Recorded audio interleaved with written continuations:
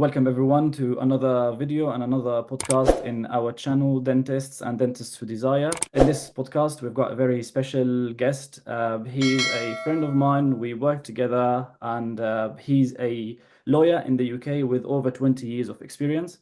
Mr. Muhammad Ali, he's been here in the UK for maybe over 25 years. He's been working alongside universities and in education. So he's going to go through a lot of things with us, the immigration, the updates from the Home Office, visas and citizenships, and advices in general. So I'm going to introduce him to you, and he's going to talk about himself first, and then we go through these questions. So stay tuned, and we'll start. Welcome, Mr. Muhammad. Can we know more about you, please?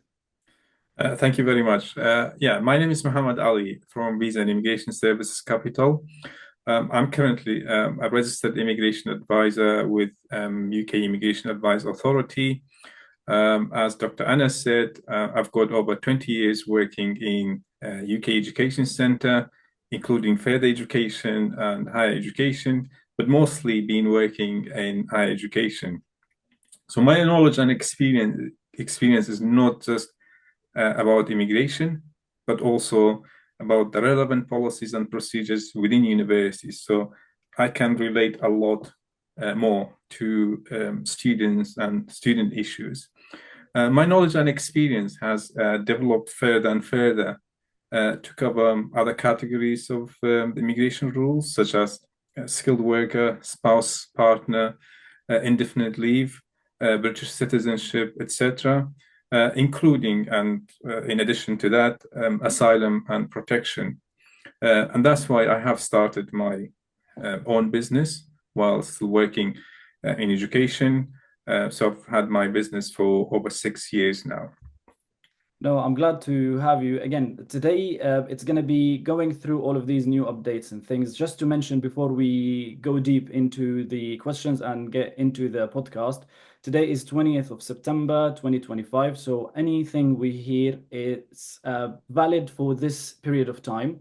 It's not like a legal advice, is like an overall like look of how things are at the moment, and any specific case that needs to be discussed with Mr. Muhammad, because each case has different entities, different aspects we have to look into. So it will be like general overlook about how the immigration system and citizenship in the UK. We're going to move now to our second question. What is, or like, if we look at it, what are the main changes now we can see in the immigration in the UK in the past few years? Maybe you can refer to, let's say, in the past 2-3 years since there is a new government being leading. So what do you think has changed? As you may know, immigration is an evolving area, really, and there have been various changes in the past, and further changes are expected in the future. One of the main changes that directly impacts students is removing the ability to bring in dependents, for example. And this is for students who are not studying postgraduate research courses. Some of the other main changes that we have experienced and have had a direct impact on applicants applying for a skilled worker visa or a spouse partner visa is the increase in salary and income requirements, and closing the social care worker visa route to overseas recruitment, and raising the skills threshold for skilled worker visas. The government has removed, for example, 111 eligible occupation from the SOC code which had in place before. So these are some of the changes that we have seen, and there are further changes expected to come by end of this year. And as they have sort of published in the white paper, and these changes are coming in phases. And we might not be able to talk about changes in details unless they are in place. So we'll just have to wait and see once these changes are in place, and then could perhaps do another podcast or another session somehow to provide that information or try to get that information over to other people. Interestingly, like as you mentioned, there is like a more or highest threshold for the skilled worker visas now. They removed about 111. So these things, according to what I read, and maybe you will confirm it, that there is dental hygienists and therapists and dental nurses as like job codes. These are two main professions, let's say, that overseas dentists been coming over to the UK on skilled worker visas on these two categories as a dental hygienist, therapist, and dental nurses, where like sponsors could provide sponsorship for them.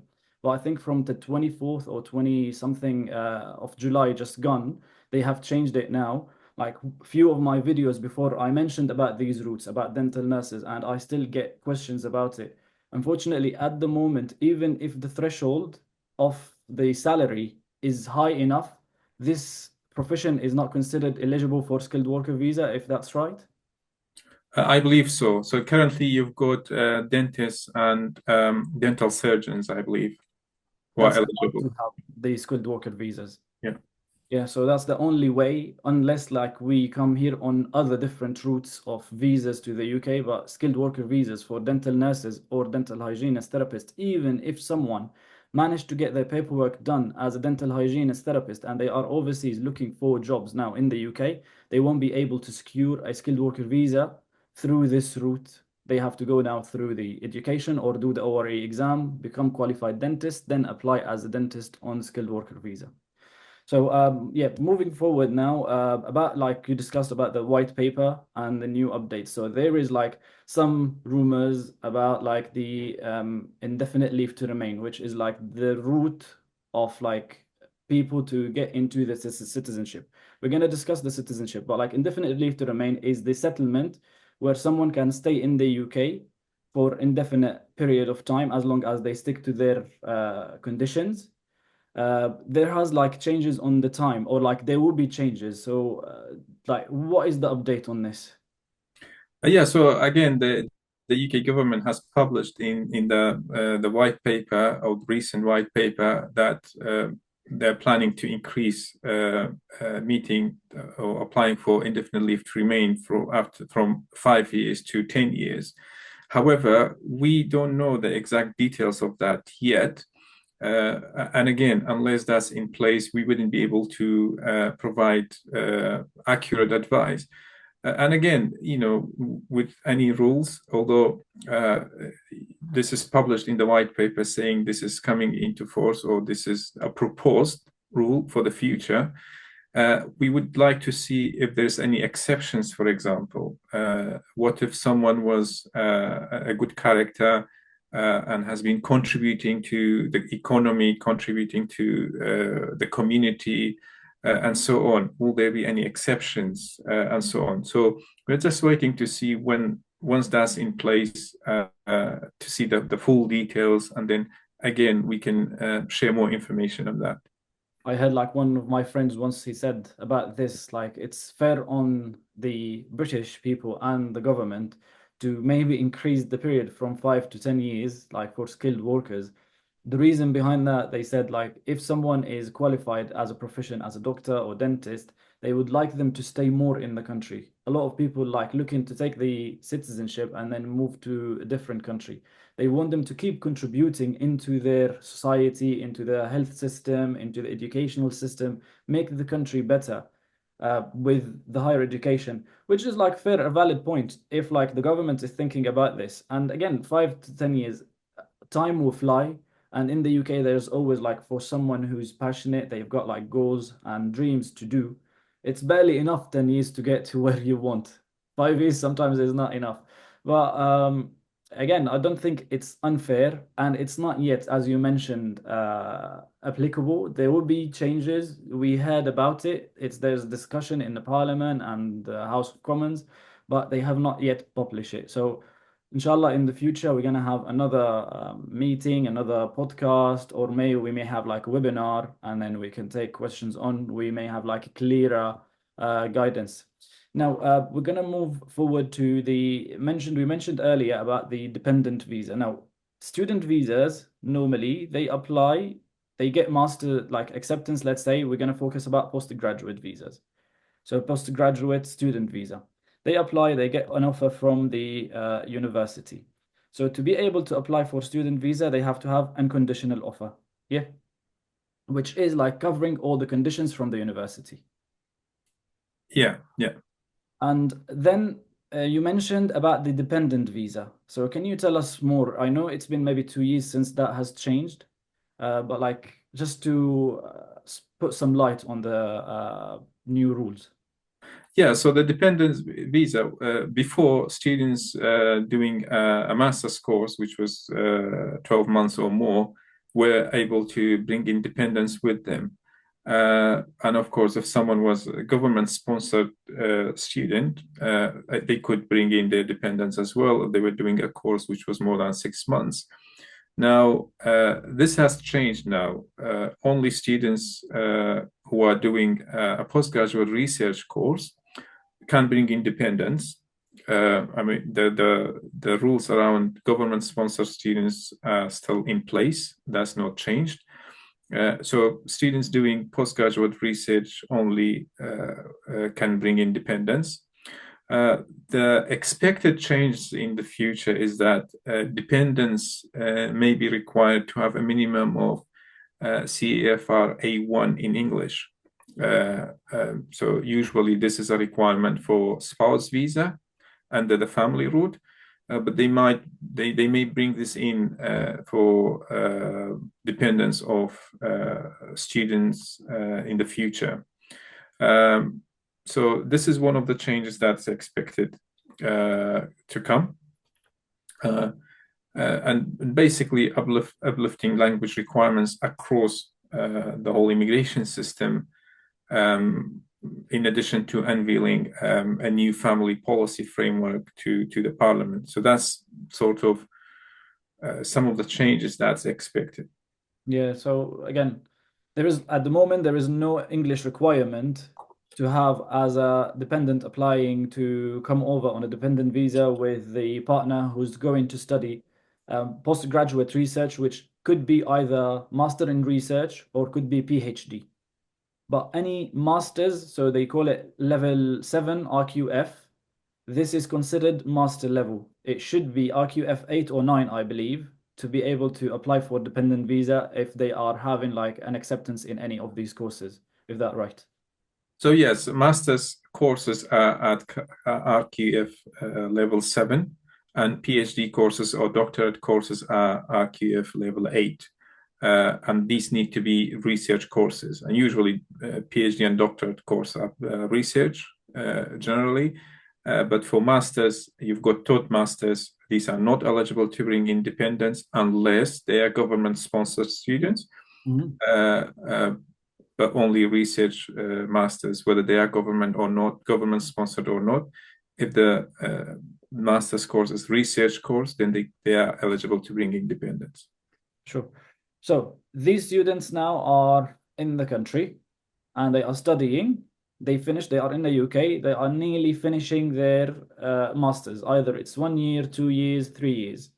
And when they get to the end of their masters, some of them are still interested to stay, maybe to use the education they get to upgrade, to do more master studies or to work in the UK. So there is something called graduate visa. Can we know more about it, please? Yeah, so the graduate route was introduced by the UK government to give students graduating an opportunity to stay in the UK for 2 years if they were doing a bachelor's or master's course, and for up to 3 years if they were doing a PhD course, to do any kind of job in the UK. And once they found a job and an employer who's willing to sponsor them, to then switch from graduate visa to skilled worker visa. So that was the aim of this type of visa, or the graduate route. In terms of the requirements for the graduate route, generally, so with any type of visa, with any route, you've got some of the general requirements which might intersect with other types of visa. But the main requirements for graduate route is that you are studying a course, an eligible course. You have successfully completed the course that you have had a CAS for. You have attended the whole course in person. If the course was up to 12 months, If the course was more than 12 months, then you have attended at least 12 months of the course in person. You still have a valid visa when you submit your visa application, and you've completed the course successfully, and you are still within the UK. So basically, you have completed the course successfully. That's very important. You can't apply before you get your result. If you apply before you receive your result, it's very likely that your visa application will be refused unless the caseworker exercises some concession. But don't put yourself in that position, really. Just make sure that you meet all the eligibility criteria, then you submit your application. Sure. So they have to study masters or something, at least 12 months, attended the course and finished the study. Now, recently, like the student visa, when they have it, is it like valid for more than their study term? So is it like 1 year, or they give them extra few months for them for that purpose? I have like some friends who's got like their student visa, and they've got it maybe for a year and 3 months or a year and 4 months. So I think this 3 4 months is a leeway for them to be able to wait for the results and then apply for the graduate visa. Is that true? So usually, if your course is 12 months or more, you should get a visa for the period of your course plus 4 months. And that 4 months visa, the extra visa is called wrap-up period. And usually you are expected to get your results within that 4 months. If your course is less than 12 months, then between 6 months and 12 months, you are expected to receive a visa for the period of your course plus 2 months. So if your master's course is 11 months, let's say, then you are expected to get a 13 months visa, 11 months for your period of your course and 2 months wrap-up period. Sort of that's the policy or that's the guidance we've got from the UKVI. If your course is 12 months or more than 12 months, but your visa was given, the visa was given was for the period of your course and another 2 months or another month or another 3 months, I would advise that you speak to your university because there might be an error there and you might have to ask the UKVI to rectify it, perhaps through the admin review or see at the time if there is anything else. Remember, the things that we are talking about today is correct as of today, 20th of September 2025. However, after today, we don't know if there will be any changes, if the processes change, if the policies change, if the rules change from what we have discussed today. And that's why my advice to you to always go back to the UKVI website or the government website to check that the information, you get the information directly from that website. If you are not sure, you can always contact Visa and Immigration Service Capital, and we will be more than happy to take you through our services and provide you with the services that we have. I would advise this also, like, be careful with, let's say, ChatGPT, because like if you ask and if you notice, okay, ChatGPT is good, like, or any new AI, Gemini or whatever, they will give you some information, but is this information valid for the time being? It's not always correct. Like they might refer back to 2018 or 2000 whatever rules, while things has changed. So always like read, as Mr. Muhammad mentioned, from the UKVI website and consult with someone who knows what they are doing. The AI is still not perfect yet. I know, like, we know it will evolve more, but for the time being, I think it can give a lot of wrong information and misleading details, which would affect you on the long run. Home Office won't accept it that you're referring to ChatGPT. They won't like to tell you this is not the rule, this is the rule. So always check wisely and ask people. Now, in regards again to graduate visa, so they finished, they have to apply. Do they need help from, let's say, lawyer, or is it a straightforward application for this graduate route? It really depends. It depends on the student's circumstances and so on. So and whether there has been any issues in the past, and if the student feel they are confident enough to submit the application and so on. I had clients in the past where they didn't even know that they're eligible for the graduate visa. So when they came and spoke to me and submitted an application for them, they were very grateful because they just didn't think they've got other options. And this is the thing. So in terms of our role here, it's not just submitting the application, but also advising on your options.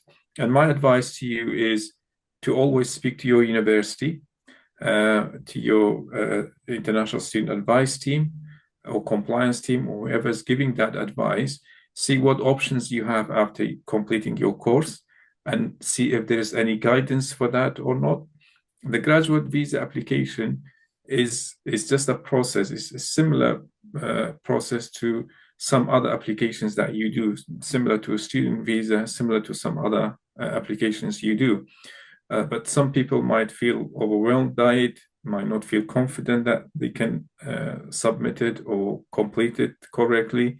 That's where people like us comes to it as well, and support in that case. But you can do it yourself. It's important that your university reports your successful completion to the UKVI. Once they've done that, you have to make sure that you still have a valid student visa for the course that you completed, and you are in the UK. You can then submit your application. And how long does it take for the Home Office to give them a decision back, normally for this graduate route? Generally, for a graduate route, student visa, and so on, currently is 8 weeks processing time. So applications are expected to be processed within 8 weeks. From our experience, sometimes it might take 5 weeks, sometimes 8 weeks, 6 weeks, but generally it's within that 8 weeks. Maximum. Cool. And the price, or like the fees for this, like to the Home Office, how much is the visa itself? And I know there is something called the health surcharge.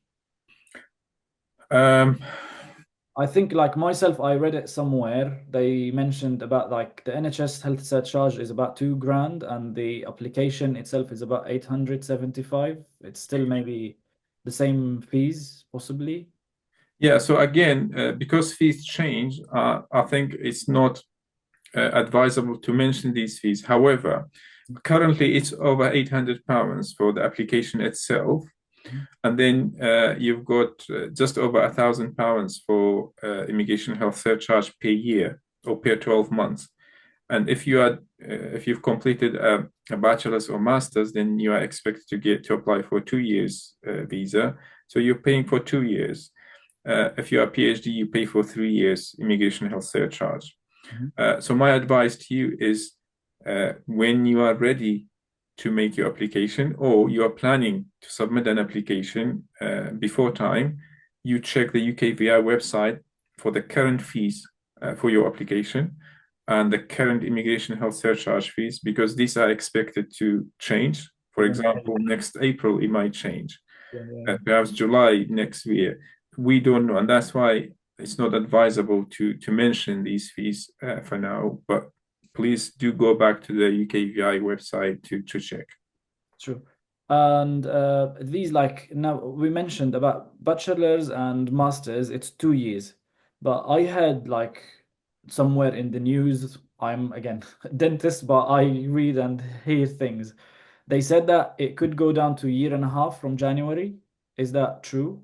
It's proposed, it's one of the proposed changes as well for bachelor's and master's graduates for the graduate route visa period to go down to 18 months instead of 2 years. Okay, so it's not yet, but like it could happen. When they mention something, it could like happen. And the thing in regards to the graduate route, what the student is allowed to do while they are on a graduate visa. So can they work freely? Can they be self-employed, so do their own business while they are looking for work? What is the conditions on this? Like student visa, they have 20 hours per week to work. They are allowed to do 20 hours. But like on graduate visa, what is their, like, let's say, conditions and restrictions? Yeah, so if you are on a graduate visa, you can do any type of job. Usually, it doesn't have to be highly skilled job or a skilled job. However, my advice to you will be if you've graduated from a university, you've studied for so long, you've paid so much. My advice to you will be to look for a skilled job. And also the idea is, you've got this period of time to look for a skilled job, find a job, get an offer, and then switch to skilled worker route. So that's my advice to you, really. But in terms of what type of job you can do on a graduate visa, you can do any type of job. If you want to, you can be self-employed as well. Yeah. So the advice is then don't get dragged into jobs which is okay, we'll pay you money and you feel like, yes, I'm getting paid, but this is not enough. You're still not secured because you can finish, like the visa can end and still not secure the sponsorship. So the ultimate goal, even maybe during their studies as students, is wise maybe to look for the sponsor and to apply for skilled workers visa if like they are really keen on staying. And from like a question maybe I got from myself, they can change. So if they finish the masters and they are on a student visa, can they apply for another masters and student visa while they are in the UK if they have another offer from other university? And the period, let's say, overlaps. So they finished, let's say, in September, and then the other course starts again in September. Can they switch from student visa to another student visa while they are still in the UK? Is this to do so from one master's to do another master's? Possibly. Okay, so in terms of switching or extending from within the UK on a student visa, that's possible. However, there are conditions. So first condition is academic progress. You should show academic progress. You should have completed the current course that you had a visa for to then be able to switch to do another course. If the other course is the same level as the course you had a visa for, then there needs to be a justification for doing a course which is at the same level. Okay. However, if this usually when you finish a master's course, then the ideal progression or the normal progression is to do a PhD course, which is higher level. So you're going from level 7 course to level 8 course. But if you are doing another level 7 course, which is the same level, that's not a natural progression. And there needs to be justification for that.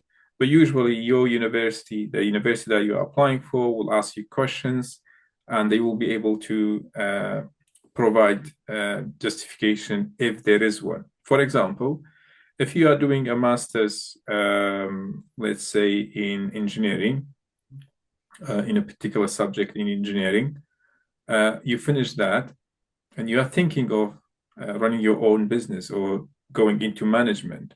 So you want to do a master's in business administration, which is the same level, then that might be justifiable because you want to do something else which will allow you to, to run your business, for example, and so on. Or if you want to do master's by research, so you want to do a bit more, into that area. But your university will be able to tell you whether that's justifiable or not. And it's up to them. If it's not justifiable, they wouldn't issue you a CAS to apply for a new visa, a new student visa. So that will stay with them depending on the information you provide, what you have done before, and what you'll be doing in the future.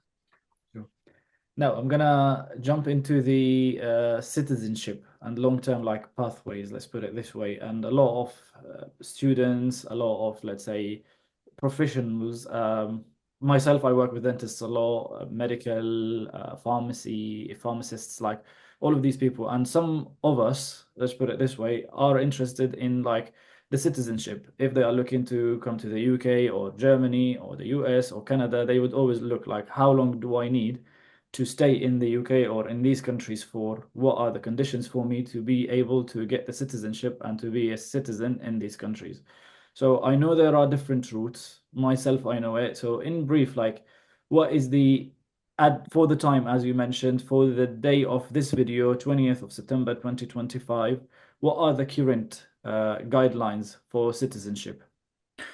So, as you mentioned, there are sort of different legal bases to qualify for British citizenship. It will take time to talk about each base. However, one of the common bases is naturalization, and this is when people have indefinite leave, usually, or permanent residency. Then you are able to apply for naturalization. And the main requirements for naturalization are that, for example, 5 years lawful residence or 3 years if married to a British citizen, having indefinite leave or settled status, being of good character, having English language knowledge, which is at B1 at the moment. Not sure if this goes up later, and pass the Live in UK test. So these are sort of main criteria for this space at the moment. And it's still according to something that someone like I read when like someone applied to the citizenship, they said it's at the end of the day is a privilege, or like it's up to the government to give the citizenship or not. Like they are not obliged, even if someone meet the conditions or like of this citizenship, they don't have to award it to everyone. And being a good character, I know a lot of people had issues like been driving like silly speeding. They had like court issues. Some of us, when we are like maybe new in the country and not aware of the rules and the immigration rules and restrictions, they can do silly mistakes that could affect them on the long run if they can even get naturalized, as you said. Yes, of course. If you're not of good character, then they wouldn't approve your application. But we have to look into the details. We have to look into the details of sort of good character requirements, and that's what we usually do. And we have to see what good character covers, for example, and whatever records this person had, whether it's covered under good character or not. Have they done something else? Have they done something to rectify that? Have they put more efforts into being a good character, a good person after having sort of criminal record or after having an issue? So we have to look into all that, and then, as you said, it's not guaranteed. So it really depends on how the caseworker sees the information provided in support of that application. Yeah, no, of course. So this is where like citizenship itself is a huge subject. Like if we talk, we'll never end and finish. That's why, and that's where a professional help from Mr. Muhammad and his law firm comes in action, where I think, and I would advise always, like if you are not sure, you've got something unclear or some issues in your applications, have a talk and contact me, contact Mr. Muhammad to arrange something to get things done and to play it safe, to know your rights, to know how to do the application. So citizenship, it's like it comes after like indefinite leave to remain. So they have visas, but then they apply for the indefinite leave to remain, which is the permanent residency, then they can apply for the citizenship. Is that correct? So it's permanent residency, it's indefinite leave. It could be indefinite leave to remain or indefinite leave to enter. It's permanent residency.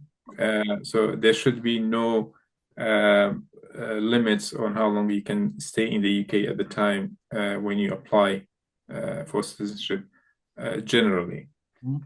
So next question then. A lot of these like students, we've got, let's say, students, dentists, or skilled workers, they come to the UK on a visa. Like, let's say, realistically, what is the timeline they have maybe to put in mind expectations to be able to have a citizenship in the UK? I think you can put these into two categories. So first, skilled workers, because the requirements is different. With skilled workers, for example, usually once they've been in the UK for 5 years, they could apply for indefinite leave to remain. But in terms of the whole application process until they get the decision and all that, you are talking about 5 to 7 years.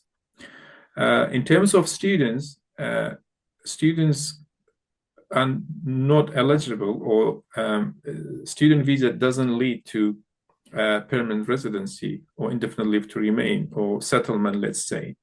However, within the immigration rules, if someone has been lawfully staying in the UK for 10 years, then they could apply for indefinite leave to remain under that category, that they've been legally staying in the UK for 10 years or over, then they can apply for indefinite leave to remain.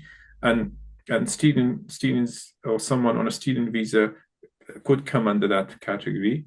So you are looking at 10 to 12 years for students in this case. And this includes submitting applications, attending ceremony and all that until you have the citizenship certificate in your hand. And that's still like valid for the time of the video, because again, in few days, maybe a new change will happen. And you mentioned earlier about the white paper, so we don't know what's going to change. But for the time of this video, it's all still valid. Yeah. Moving forward to just like visa refusals, let's put it this way, pitfalls and solutions. What are the common reasons student visas can get refused? So someone applying for, they've got their master, they've got their like offer, the CAS, and they are ready to apply for the student visa. From your experience, having working with students and having your firm and helping people with their applications, what is the main or like the most common reasons that people can get refusals on their visa? From our experience, is not having the required funds usually, and sometimes it might be because of fluctuation in currencies, for example, or the student not knowing how much exactly they need to have in their account and for how long. Another reason might be that the document they provide to show that they've got the funds doesn't meet the UKVI requirements. The other reason, which we see more of it nowadays, is credibility interviews, where students or applicants don't have a good knowledge about their course and university, and or haven't researched other courses or universities or even countries for the same course or similar courses. So at the moment, these are sort of the common reasons for refusals. There are some other sort of minor other reasons for refusals where, for example, if someone doesn't have ATAS clearance or had ATAS refusal before, but then applied for another course which didn't require ATAS, or someone forgot to provide a TB test certificate, and so on. But generally, it's what I have mentioned, and so making sure that you've got the right documentation, the right funds, and so on, that will help. Cool. Yeah, amazing. Like these things, again, applications, it may sound simple, but doing things for any UK governing body, it has to be done properly. It has to be done in a very specific, unique way. And as for us overseas, we don't know the laws clearly. We can follow the steps. Yes, we click the next button. Okay, we put our names. Okay, we put this. But you mentioned that the document could be good and the funds is still enough. I remember from the days when I came to the UK in 2014, I had a friend, he tried to move to the UK or like applied for student visa, and his course, like a proper course in a very good big university. He applied, and the bank they provided the bank statement from is in a Gulf country. This really good bank. Firstly, they refused it because they said the document is not good enough. They applied for another one and they provided another document. They refused it again for the same reason. So the guy missed the year because of that proof of funds, and then applied for the second time. Then they accept the document, but then they asked for a credibility interview. So they had like a bit of red mark on his name, like a red flag. Okay, let's see why, like he's very adamant. So getting things right, maybe from the first step, from the off, is the best thing to do.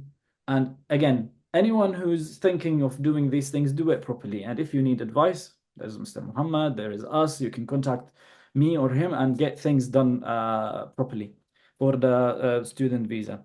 Now, we said there is these common reasons of refusals. If someone have a student visa refusal or any other type of visa refusals, what are their like legal, let's say, options? What can they do? If student visa and if like other visas, just in short.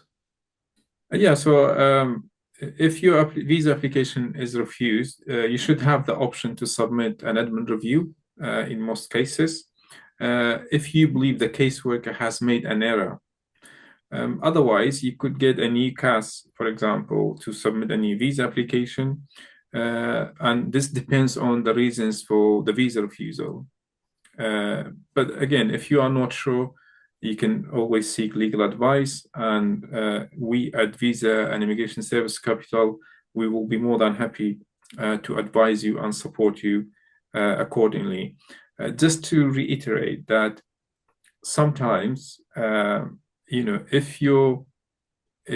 the caseworker hasn't made an error, even if you make an admin review, submit an admin review, then that decision might still stand.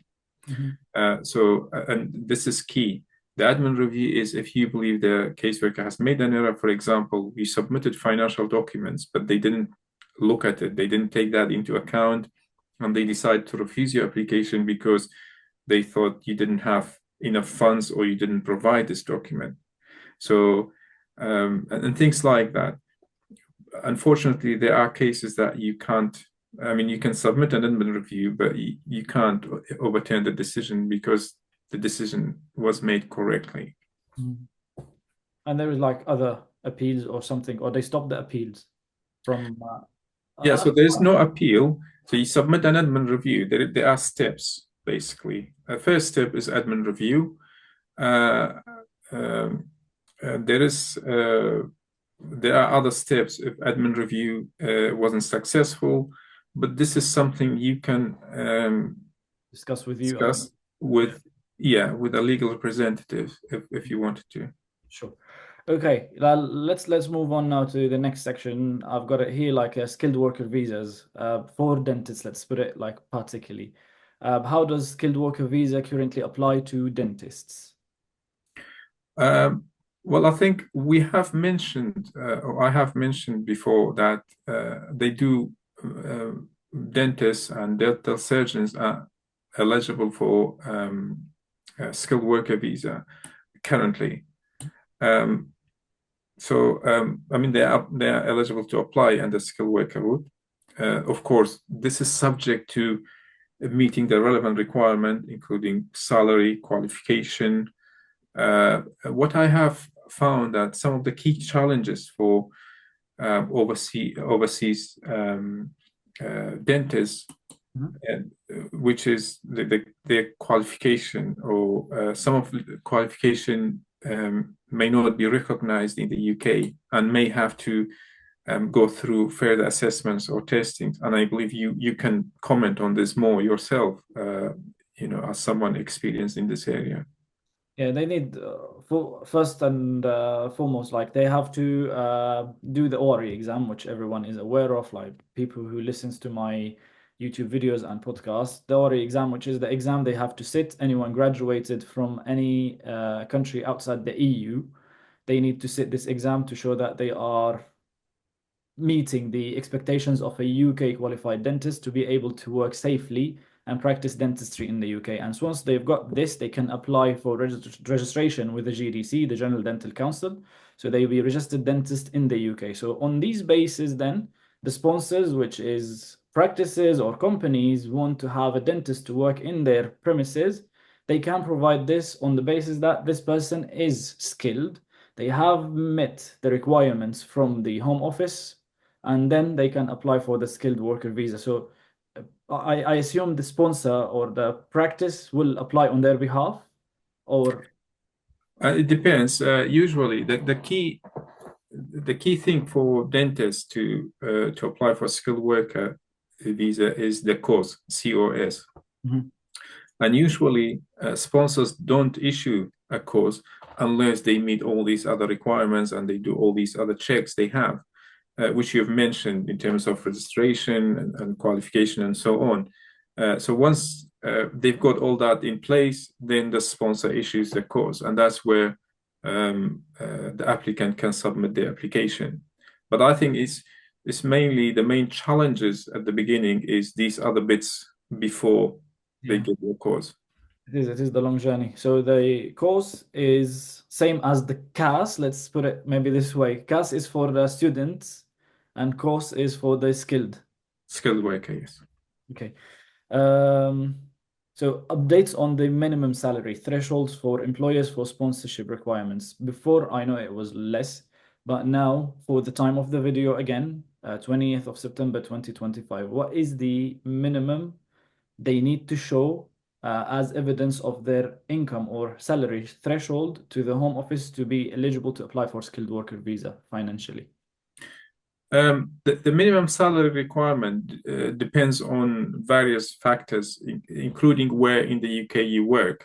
So whether you work in England, Wales, Northern Ireland, Scotland, for example.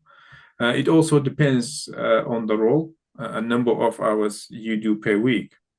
For example, in England, it starts from £38,472 for 35 hours a week, and going up to 105,000, I believe £504, something like that, for 40 hours a week, depending on the role. So what type of role you do, then that's what the going rate will be. So there is the minimum requirement, and then there is the going rate. Whichever is higher, then you go by that. I believe the minimum salary requirement has gone up now to, I think it's 41,700 or something like that. And then you've got the going rate. So whichever is higher, you go by that at the time. And again, as I said, it depends on the role. It depends on where you are within UK, whether Scotland, England, Wales, Northern Ireland. Each country has a threshold. I didn't know that. Yeah. So you've got these different thresholds. So it's sort of it's divided like that. However, they might be the same thing. They might be very close. I don't know how close they are, whether they are the same, but this is just an example I gave. I think we talked about the dependent visa earlier on, which was like a section we were going to discuss. But like for dependents, when they, let's say, everything is done, the main person got their student visa as, let's say, a PhD student, and then the dependents come in over with them. What is the dependent, like, let's say, what are they allowed to do in the UK? Like, job-wise, study-wise, life-wise, what are they allowed to do? Generally, dependents should be able to work or study. So at the moment, sort of that's what they can do. I don't know if this changes in the future or not. Cool. So they have a freedom, I think, like to do anything. They can then support themselves and their partners while they are studying in the family, possibly. Anything legal, yes. Of course, of course, anything they can work in. So now getting to like advices, as like you're expert in the UK government and rules are getting tighter, do you think what are the governments are looking for, let's say? So for someone who's looking to move to the UK, I mentioned earlier, they are looking for someone to bring the country into a better level, to improve the health system, the education system. Some people think they are making it tighter, but like, is it making it tighter or making it more regulated? It seems to be more around regulation, really. And UK government always said we would love or would like the bright and the best to come to the UK, and that's their aim, and that's why they look into changing the rules around highly skilled work, changing the rules around the types of courses people can do and dependents they can bring, and so on. So yeah, but UK government is the government to protect UK borders, and usually the decisions and policies are coming from that base that they want to protect the UK borders. But of course, UK is a welcoming country. I would like the best and the brightest to come study and work in the UK. I always say it, like maybe I'm one of the lucky ones or things, but like since my 11 years, now you said 25 years, 11 years for me in the UK. I've only come across like good things, never faced any issues. Everything was like good and clear, no racism. And this is a country where it rewards the hard worker, the bright. You can always grow and get better. This is a country of education, of freedom. You've got ideas, you've got like new businesses, entrepreneur, anything you can introduce, they let you do it as long as you play by the rules. I always say it. If you go and play football, you don't be to like you don't have to be offside because your goal will be disallowed. It's the same. Always to look into rules and consult with advisors, ask people in the country. A lot of us do silly mistakes without knowing that this is not allowed, but they don't accept it. You go, let's say if there is a court and you say, "Oh, I didn't know about this. Sorry, but it's not about knowing. It's you have to know. It's not us to spoon feed you." Same thing, maybe I've heard like not heard or like I watch on the TV, there is the UK borders, UK something borders, where the UK officers in the airport, there's a student trying to come back to continue on their study. They've been on holiday and they are coming back from their country, but then the officer in the airport stops them because they have not stick to their visa restrictions. They've been working more than 20 hours a week. And then they told them that your visa now is not valid. We're going to cancel your visa and send you back to your country. So these things, like, don't mess with these. I'm not sure, like, if you maybe you've seen some of these cases. Yeah, I've mentioned that I've worked for the university and I still work for university. So compliance is my main area, immigration compliance. And really, in complying with the conditions of your visa is very important. Complying with the rules and the systems of the country is very important. And that's where, again, good character comes in as well for British citizenship when we mentioned it.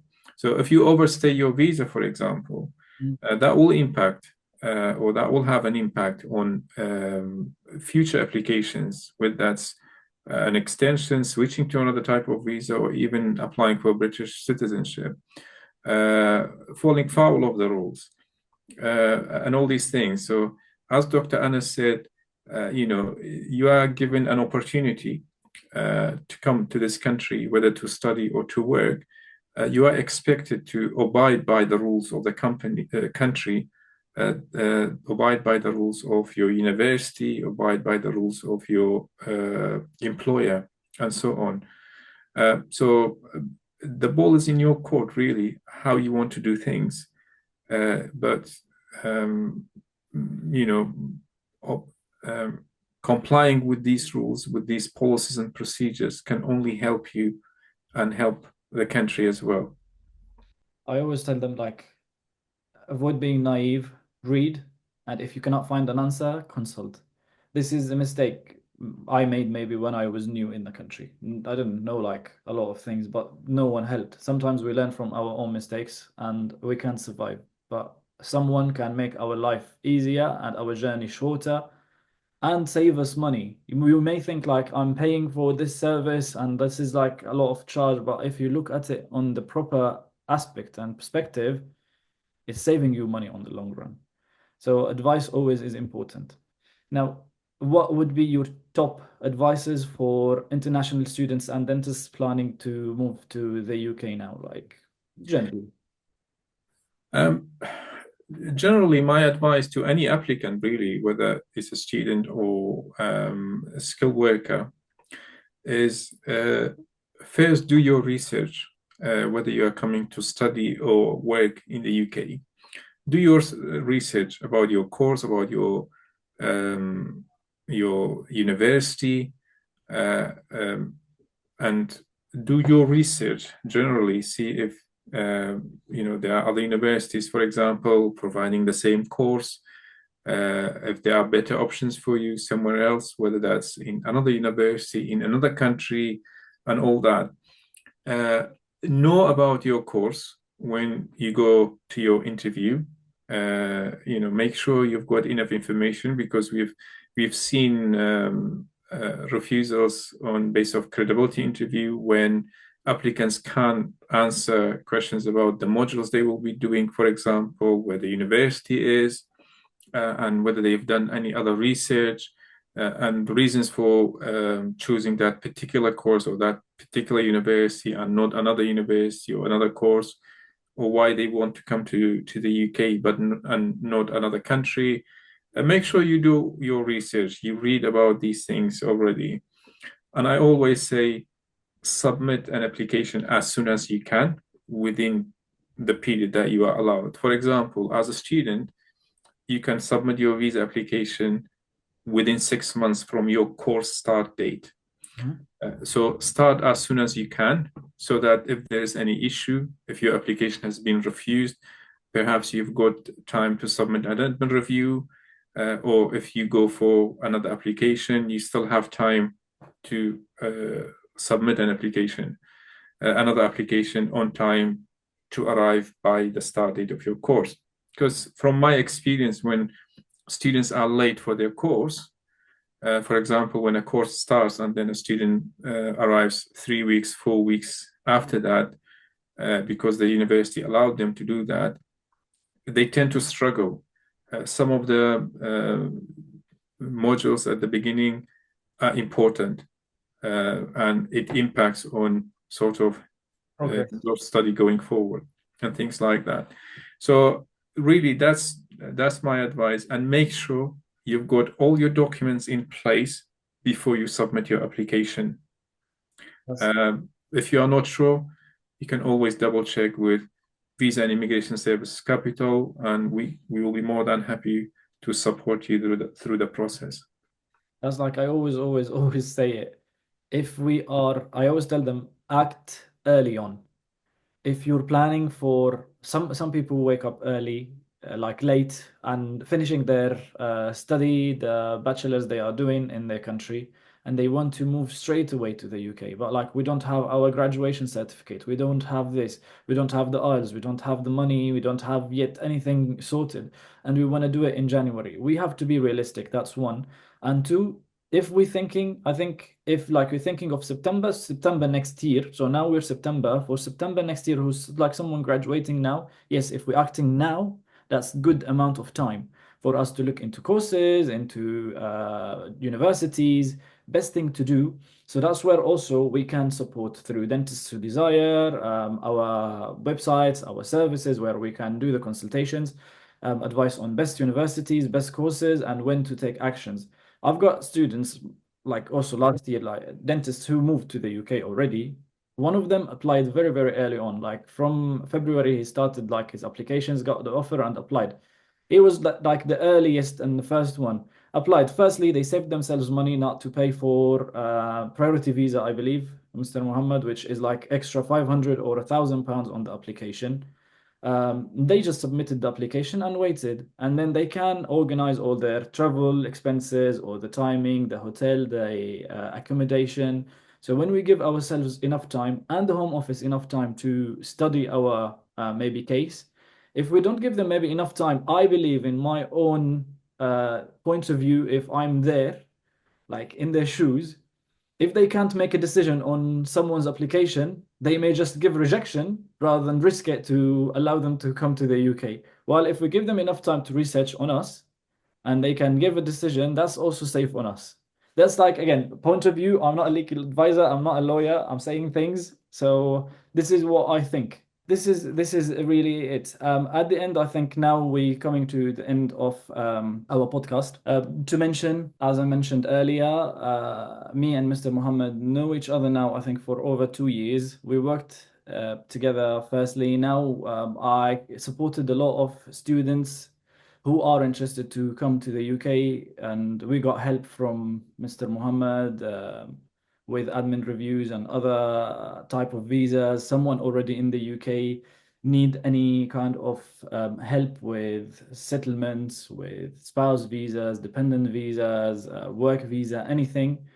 I'm here. We can get you in contact. I'll put his details down in the description of the YouTube video and on Instagram when we share the video. So you can reach out to him, reach out to me.